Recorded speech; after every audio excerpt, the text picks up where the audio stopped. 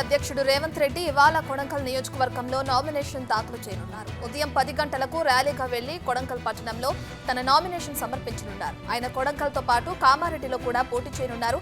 అయితే కామారెడ్డిలో మాత్రం ఈ నెల 9న నామినేషన్ వేయనున్నారు.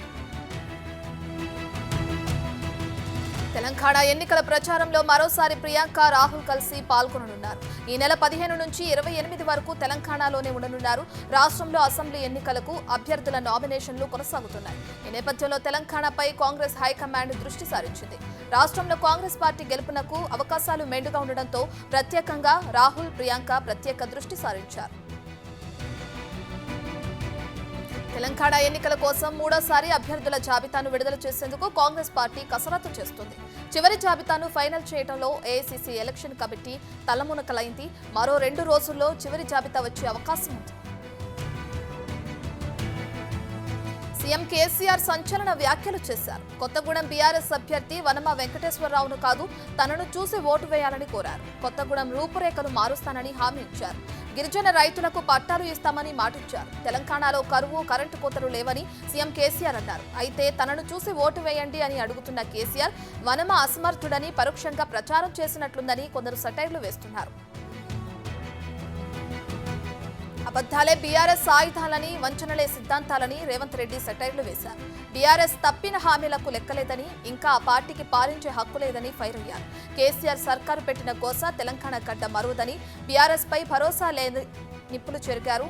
ముక్కు నేలకు రాసిన పొర్లుదండలు పెట్టినా ఇక బీఆర్ఎస్ పాచికలు పారవంటూ ఆగ్రహం వ్యక్తం చేశారు. కేసీఆర్ సర్కార్కు శంకరగిరి మాన్యాలు తప్పవంటూ రేవంత్ ట్వీట్ చేశారు. తెలంగాణ అసెంబ్లీ ఎన్నికల్లో జనసేనతో బీజేపీ పొత్తు ఖరారైంది. జనసేనకి బీజేపీ 8 సీట్లు కేటాయించింది. ఉమ్మడి ఖమ్మం జిల్లాలో ఖమ్మం, మధిర, వైరా, అసూరాపేట, కొత్తగూడెం అసెంబ్లీ స్థానాలు జనసేనకు ఇచ్చింది. వాటితో పాటు ఉమ్మడి మహబూబ్ నగర్ జిల్లాలో నాగర్ కర్నూల్, నల్గొండ జిల్లాలో కోదాడ, రంగారెడ్డి జిల్లాలో కూకట్పల్లి అసెంబ్లీ స్థానాలు జనసేనకు కేటాయించింది. కాగా శేర్లింగంపల్లి స్థానం కూడా ఇవ్వాలని జనసేన పట్టుబడుతుంది. తెలంగాణలో జరుగుతున్న ఎన్నికలు ఢిల్లీ ధరలోకి రాష్ట్ర ప్రజలకి మధ్య జరుగుతున్న పోరాటమని మంత్రి కేటీఆర్ అన్నారు. కేసీఆర్ ప్రజా అభివాదం ముందు ఎంతమంది తీర్మార్కాన్లు వచ్చినా ఏమీ చేయలేరని అన్నారు. రాష్ట్రంలో కాంగ్రెస్, బీజేపీ పార్టీలలో సమర్థులైన నాయకులు లేక పొరుగు రాష్ట్రాల నుంచి మందల్లా వస్తున్నారని కేటీఆర్ ఎద్దేవా చేశారు. కోమటిరెడ్డి రాజగోపాల్ రెడ్డి సంచలన వ్యాఖ్యలు చేశారు. కేసీఆర్ కుటుంబాన్ని అరెస్టు చేస్తే బీజేపీలో ఉంటా, లేకపోతే మళ్లీ కాంగ్రెస్ లోకి వెళ్లిపోతానని నేరుగా అమిత్ షాతోనే చెప్పానని అన్నారు. నెలలు తరబడి ఎదురు చూసినా బీజేపీ ఏం చేయలేదని, దీంతో కేసీఆర్ ను గద్దెదించాలన్న లక్ష్యంతో తిరిగి కాంగ్రెస్ పార్టీలో చేరానని చెప్పారు. ఆయన 35mm సినిమా అయిపోయిందని, బీఆర్ఎస్ కు ఇక 70mm లో కాంగ్రెస్ సినిమా చూపిస్తామని హెచ్చరించారు ఆయన. మేడిగడ్డలో ఏం జరిగిందో బహిరంగ చర్చకు సిద్ధమా అంటూ బీఆర్ఎస్ కు బండి సంజయ్ సవాలు విసిరారు. కరీంనగర్లో తన గెలుపు ఖాయమని, అందుకే గంగుల కమలాకర్ కు కేసీఆర్ బీఫామ్ ఇవ్వలేదంటూ ఎద్దేవా చేశారు ఆయన. కరీంనగర్లోనే కాదు, బీజేపీ గెలుపు ఖాయమని ధీమా వ్యక్తం చేశారు. కేసీఆర్ అవినీతి మొత్తం బయట పెడతామని బండి సంజయ్ అన్నారు. ఆపిల్ కంపెనీ యూనిట్ ను బెంగళూరుకు మార్చాలని ఫాక్స్కాన్ కంపెనీకి డీకే శివకుమార్ లేఖ రాశారని బీఆర్ఎస్ దుష్ప్రచారం చేసింది. దీనిపై సీరియస్ అయిన కర్ణాటక డిప్యూటీ సీఎం ఆ లెటర్ ఫేక్ అంటూ సైబర్ క్రైమ్ పోలీసులకు ఫిర్యాదు చేశారు. ఆయన ఫిర్యాదుతో ఫేక్ లెటర్ ఎక్కడి నుంచి వచ్చిందో కనిపెట్టేందుకు కర్ణాటక పోలీసులు రంగంలోకి దిగారు. కేసీఆర్ పై యువత కోపంతో ఉన్నారని బీజేపీ రాష్ట్ర అధ్యక్షుడు కిషన్ రెడ్డి తెలిపారు. కేసీఆర్ గజ్వేల్, కామారెడ్డిలో ఓడిపోతారని జోస్యం చెప్పారు. తెలంగాణ ఎన్నికల కోసం కర్ణాటకలో కాంగ్రెస్ పార్టీ పన్ను వసూలు చేస్తుందని ఆరోపించారు. కర్ణాటక నుంచి కోట్ల రూపాయలు తెలంగాణలోకి వస్తున్నాయని ఆరోపించారు. అమలు చేయలేని హామీలను హస్తం పార్టీ ఇస్తుందని దుయ్యబట్టారు. తెలంగాణలో టీడీపీ ప్రభావం ఏమాత్రం లేదని బీజేపీ ఎంపీ లక్ష్మణ్ అన్నారు. ఆ పార్టీతో తమకు ఎలాంటి పొత్తు ఉండదని చెప్పారు. ఎన్డీఏలో కూడా టీడీపీ భాగస్వామి కాదని గుర్తు చేశారు. జనసేనతోనే మాత్రమే తమ పొత్తు ఉంటుందని తెలిపారు. పవన్ కళ్యాణ్, చరిష్మా, గ్లామర్ బీజేపీకి కలిసి వస్తుందని అభిప్రాయపడ్డారు. బీజేపీ, జనసేన ఒక్కటే అనే సంకేతం వెళ్లేలా ఉమ్మడిగా పోటీ చేస్తున్నామని లక్ష్మణ్ చెప్పారు. మహిళా రిజర్వేషన్ చట్టాన్ని 2024 సార్వత్రిక ఎన్నికల నుంచే అమలు చేయాలని బీఆర్ఎస్ ఎమ్మెల్సీ కవిత డిమాండ్ చేశారు. లేదంటే మరో పోరాటానికి సిద్ధమవుతామని కేంద్రానికి వార్నింగ్ ఇచ్చారు. మహిళా రిజర్వేషన్ల కోసం ఢిల్లీలో తాము చేసిన పోరాటానికి దిగివచ్చిన కేంద్రం పార్లమెంటులో బిల్లును పాస్ చేసిందని చెప్పారు. అయితే బిల్లు అమలును వాయిదా వేయాలన్న ఆలోచనను మానుకోవాలని ఆమె సూచించారు. బీఆర్ఎస్ నుంచి కాంగ్రెస్ లోకి వలసల పర్వం కొనసాగుతుంది. నారాయణపేట జడ్పీ చైర్పర్సన్ వనజ ఆంజనేయులు గౌడ్ కాంగ్రెస్ పార్టీలో చేరారు. టీపీసీసీ అధ్యక్షులు రేవంత్ రెడ్డి పార్టీ కండువా కప్పి ఆహ్వానించారు. జూబ్లీహిల్స్ లో రేవంత్ రెడ్డి నివాసంలో వారితో పాటు పలువురు కార్యకర్తలు కూడా కాంగ్రెస్ తీర్థం పుచ్చుకున్నారు. మోదీ ప్రభుత్వం 9.5 ఏళ్లుగా ఎస్సీ వర్గీకరణపై తాత్సారం చేస్తుందని మంత్రి హరీష్ రావు మండిపడ్డారు. ఎన్నికల ప్రచారం కోసం తెలంగాణకు వస్తున్న మోదీ ఎస్సీ వర్గీకరణపై సమాధానం చెప్పాలని డిమాండ్ చేశారు. పార్లమెంటు ఎన్నికల తర్వాత జాతీయ స్థాయిలో బీఆర్ఎస్ పార్టీ కీలక పాత్ర పోషిస్తుందని చెప్పారు. మరోసారి తెలంగాణలో బీఆర్ఎస్ గెలుపు ఖాయమని అన్నారు. తాను కూడా సీఎం కేసీఆర్ బాధితుడనేనని ఈటెల రాజేందర్ అన్నారు. అందుకే ఆయన బాధితులుగా ఉన్న గజ్వేల్ ప్రజలకు అండగా నిలిచేందుకు వచ్చానని చెప్పారు. గజ్వేల్లో హరీష్ రావు వేలు పెట్టాలని చూస్తే సిద్దిపేటలో తమ తడాకా ఏంటో చూపిస్తామని వార్నింగ్ ఇచ్చారు.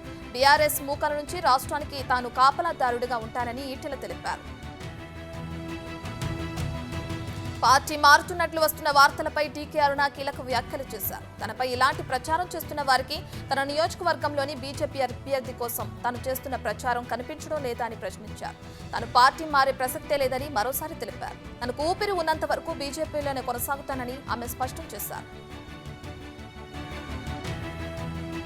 నాంపల్లి ఎంఐఎం అభ్యర్థి మాజిద్ హుస్సేన్ కు గెలుపు కోసం అసదుద్దీన్ ఓవైసీ ప్రచారం చేశారు. ప్రజలు పెద్ద సంఖ్యలో మజీద్ హుస్సేన్ కు ఓటు వేసి గెలిపించాలని కోరారు.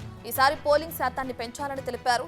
మరోసారి నాంపల్లి నియోజకవర్గంలో ఎంఐఎందే గెలుపని అసదుద్దీన్ ఓవైసీ ధీమా వ్యక్తం చేశారు. కామారెడ్డి జిల్లా పిట్లం మండలం బుర్నపూర్లో ఎమ్మెల్యే హనుమంత్ షిండేకు నిరసన సెగ తగిలింది. ఎమ్మెల్యే షిండే డౌన్ డౌన్ అంటూ నినాదాలు చేస్తూ గ్రామస్తులు నిరసన తెలిపారు. గత 5 ఏళ్లలో ఏం అభివృద్ధి చేశారని నిలదీశారు. గతంలో చేసిన అభివృద్ధిపై మాట్లాడిన తర్వాతే నియోజకవర్గంలోకి రావాలని తేల్చి చెప్పారు. మెదక్ బీఆర్ఎస్ అభ్యర్థి పద్మా దేవేందర్ రెడ్డికి నిరసన సెగ తగిలింది. మెదక్ నియోజకవర్గంలోని హవేలీ కర్వార్ మండలంలో నిర్వహించిన ప్రచారాన్ని గ్రామస్తులు అడ్డుకున్నారు.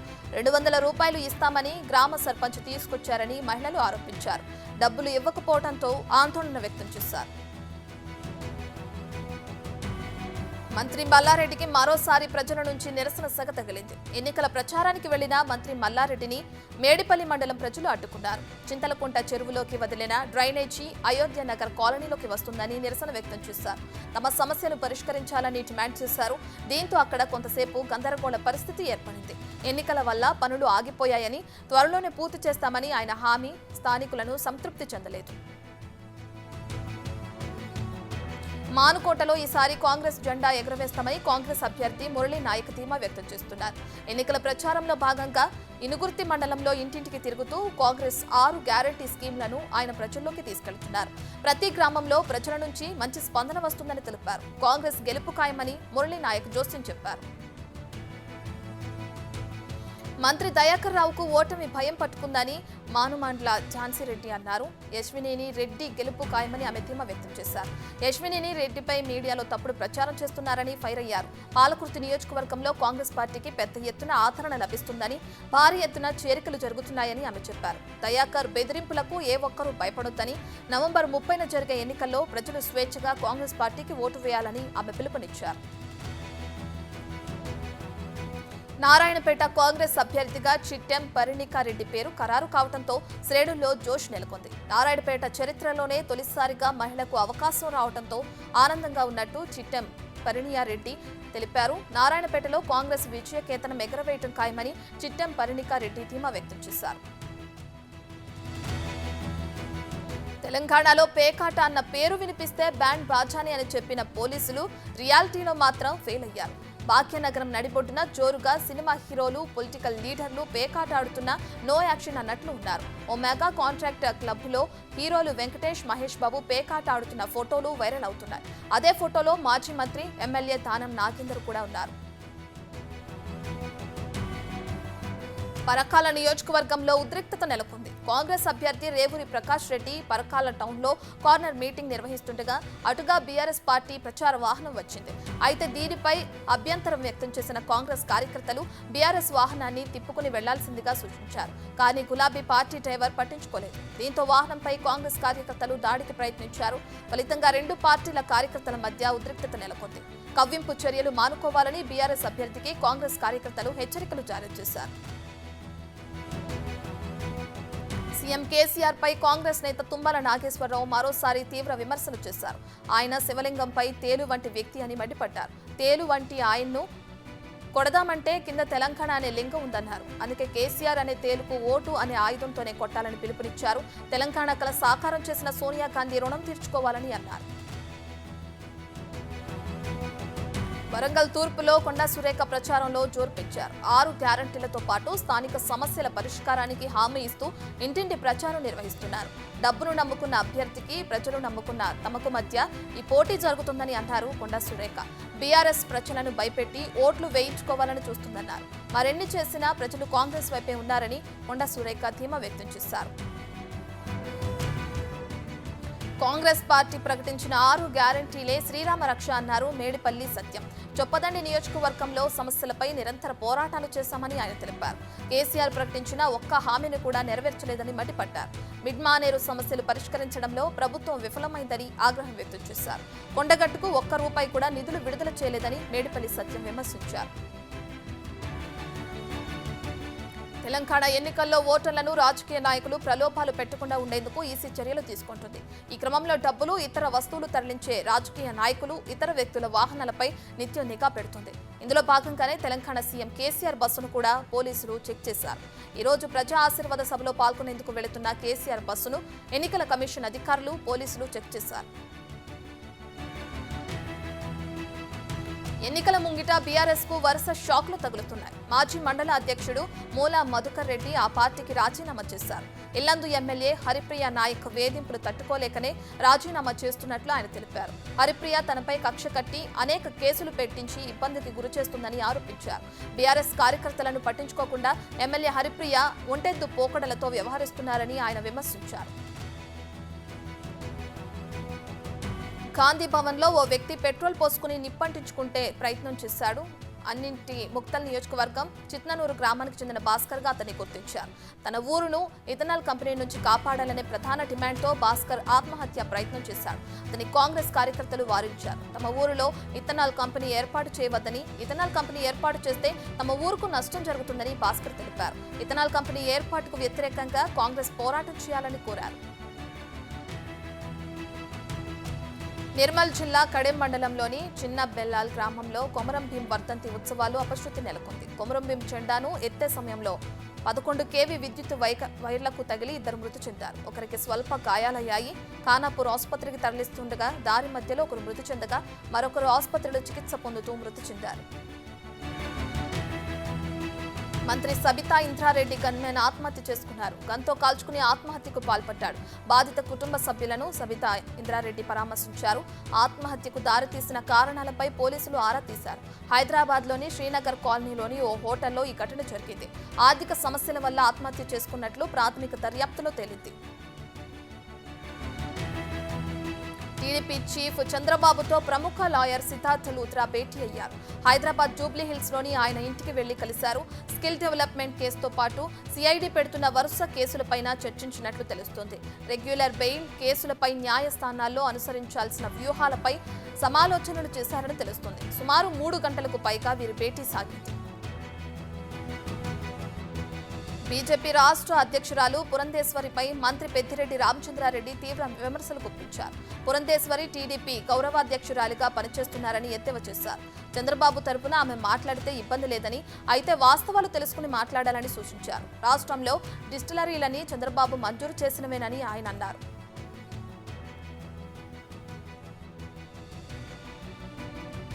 ఏపీలో పోలీసులు వైసీపీ ప్రైవేటు సైన్యంలా మారిపోయారని నారా లోకేష్ విమర్శించారు. వైసీపీ మెప్పు పొందడానికి ప్రతిపక్ష నేతల అణచివేత చర్యలకు పాల్పడుతున్నారని మండిపడ్డారు. పొంగనూరులో మంత్రి పెద్దిరెడ్డి ఆటవిక పాలన సాగిస్తున్నారని ఆగ్రహం వ్యక్తం చేశారు. టీడీపీ నేత వెంకటరమణ చేతులు వెనక్కి కట్టి సీఐ శ్రీనివాసులు చేసిన దాష్టికాన్ని ఖండిస్తున్నామని అన్నారు. ఘటనపై ఉన్నతాధికారులు చర్యలు తీసుకోవాలని లోకేష్ డిమాండ్ చేశారు.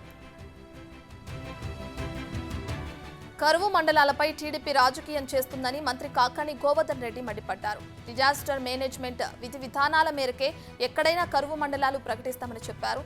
కరువు మండలాల ప్రకటన విధానమే సరికాలేదని విమర్శించడం సరికాదన్నారు. చంద్రబాబు హయాంలో కరువు విలయ తాండవం చేసిందని, అప్పుడు రైతులకు ఏం మేలు చేశారో చెప్పాలని కాకాని గోవర్ధన్ డిమాండ్ చేశారు.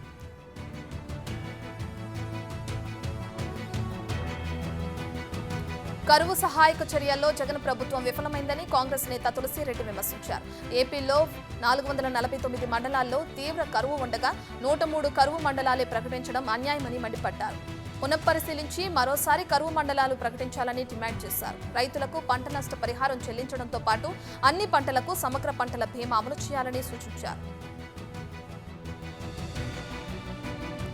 రాహుల్ గాంధీ కేదార్నాథ్ ఆలయాన్ని సందర్శించారు. అక్కడ ప్రత్యేక పూజలు నిర్వహించారు. మరో 2 రోజుల పాటు ఆయన అక్కడే ఉండనున్నారు. కేదార్నాథ్లోని ఓ గుహలో ధ్యానం చేస్తారని సమాచారం. రాహుల్ గాంధీ కేదార్నాథ్లో 3 రోజుల పాటు బస చేయడం ఇదే తొలిసారి. రాహుల్ కోసం అగర్వాల్ గెస్ట్ హౌస్ బుక్ చేశారు. ఇది రాహుల్ వ్యక్తిగత పర్యటన అని, దీనికి రాజకీయాలతో ఎలాంటి సంబంధం లేదని కాంగ్రెస్ పార్టీ వెల్లడించింది. మిజోరాంలో శాంతి సుస్థిరతను తీసుకొచ్చింది కాంగ్రెస్ పార్టీయేనని మల్లికార్జున ఖర్గే అన్నారు. 1986లో చారిత్రాత్మకమైన మిజో ఒప్పందంపై రాజు సంతకం చేయడంతోనే 1987లో రాష్ట్ర హోదాను పొందారని తెలిపారు. మిజోరాం ప్రజలకు కాంగ్రెస్ పార్టీకి మంచి సంబంధాలున్నాయని చెప్పుకొచ్చారు. ఈ నెల 7న మిజోరాంలో ఎన్నికలు జరగనున్నాయి. ఆ ఎన్నికల్లో మిజోరాంకు ఓటేయాలన్నారు. ప్రధాని మోదీని ఎదుర్కొనడం మాత్రమే ఇండియా కూటమి ఎజెండా అని కేంద్ర మంత్రి అమిత్ షా అన్నారు. అంతే తప్ప ప్రజలు ఏం చేయాలనే విషయంలో వారికి ఎజెండా లేదని విమర్శించారు. వారి అధికారంలో ఉన్నప్పుడు 12 లక్షల కోట్ల అవినీతికి పాల్పడ్డారని ఆరోపించారు. యూపీఏ ప్రభుత్వం 10 ఏళ్లలో బీహార్ అభివృద్ధికి 1,50,000 కోట్లు మాత్రమే ఇస్తే, గత 9 ఏళ్లలో మోదీ ప్రభుత్వం మాత్రం 6 లక్షల కోట్లు ఇచ్చిందని అమిత్ షా తెలిపారు. అవినీతిపై ప్రధాని మోదీ చేస్తున్న పోరాటం ఓ నాటకమని ఢిల్లీ సీఎం అరవింద్ కేజ్రీవాల్ అన్నారు. బీజేపీ తప్పు చేసిందని ఆరోపించిన నేతలకే ఆ పార్టీలో చేరిన తర్వాత మంత్రి పదవులు దక్కాయని చెప్పారు.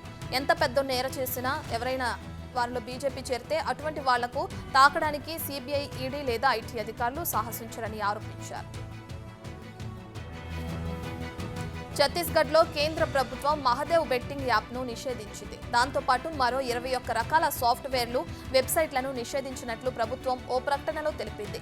కేంద్ర ఎలక్ట్రానిక్ ఇన్ఫర్మేషన్ టెక్నాలజీ మంత్రిత్వ శాఖ 22 చట్టవిరుద్ధమైన బెట్టింగ్ యాప్లు, వెబ్సైట్లను నిషేధిస్తూ ఉత్తర్వులు జారీ చేసింది. వాటిలో మహదేవ్, రెడ్డి అన్న ఉన్నాయని సీబీఐ తెలిపింది. మధ్యప్రదేశ్లో అసెంబ్లీ ఎన్నికలు దగ్గర పడుతున్న కొద్దీ పార్టీల మధ్య విమర్శలు, ప్రతి విమర్శలు హీటెక్కుతున్నాయి. మధ్యప్రదేశ్లో కమల్నాథ్ ప్రభుత్వాన్ని కుప్పకూల్చేందుకే 2020లో కోవిడ్ లాక్డౌన్ ప్రకటించకుండా 10 రోజులు ఆలస్యం చేశారని కాంగ్రెస్ సీనియర్ నేత జైరాం రమేష్ ఆరోపించారు. ప్రభుత్వాలను కూలద్రోయడానికి కరోనా అడ్డు రాలేదని విమర్శించారు. ఎంపీలో విద్రోహులకు కొదువులేదని ఘాటు విమర్శలు చేశారు. కాంగ్రెస్ పార్టీ తిరిగి అధికారంలోకి వస్తే రాష్ట్రంలో కులగణన జరిపిస్తామని ఛత్తీస్గఢ్ సీఎం భూపేష్ బఘేల్ హామీ ఇచ్చారు. గ్యాస్ సిలిండర్లపై 500 రూపాయల సబ్సిడీ ఇస్తామని చెప్పారు. తాజాగా ఆయన మేనిఫెస్టోను విడుదల చేశారు. 3,200 రూపాయలకు ఎకరాకు 20 క్వింటాల ధాన్యాన్ని ప్రభుత్వం సేకరిస్తుందని అన్నారు. కేజీ నుంచి పీజీ వరకు ఉచిత విద్యను అందిస్తామని తెలిపారు.